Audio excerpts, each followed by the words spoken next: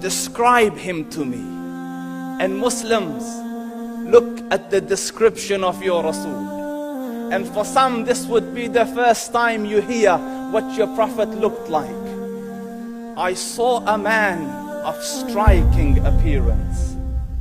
ظاهر الوضاء أبلج الوجه, radiant face, حسن الخلق, beautifully created.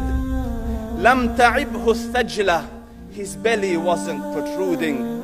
ولم تزر به السعلة, nor was his head disproportionate and small. وسيم قسيم, proportionate and delicate, finely made, a specimen of a creation. في عينيه دعج, in his eyes there was a contrast. The dark was immensely dark, the white was excessively white.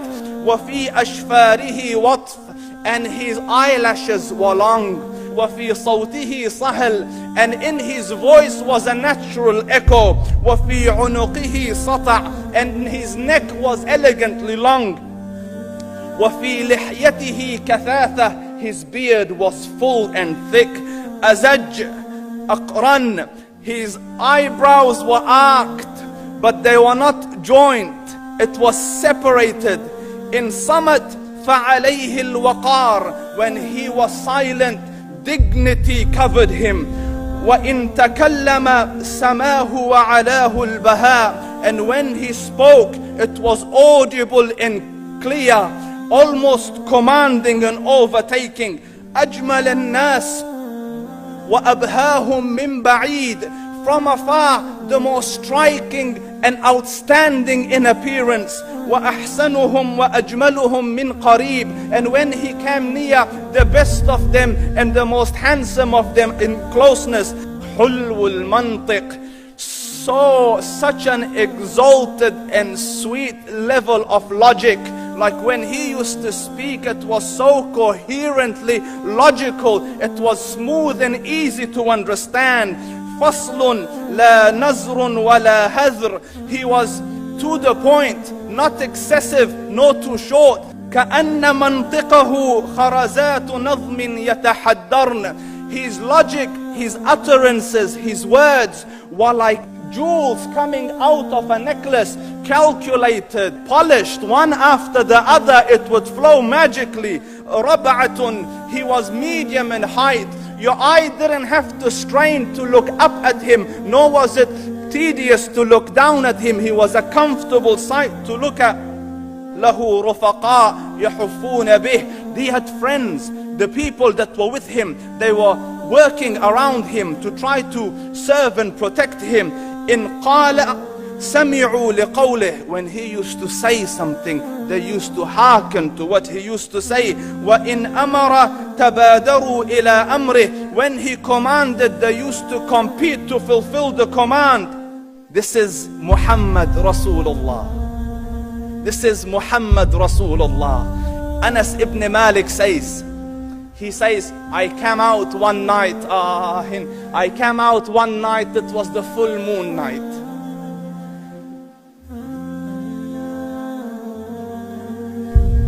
And I looked at the moon, and in the desert, understand, the moon is an awesome sight.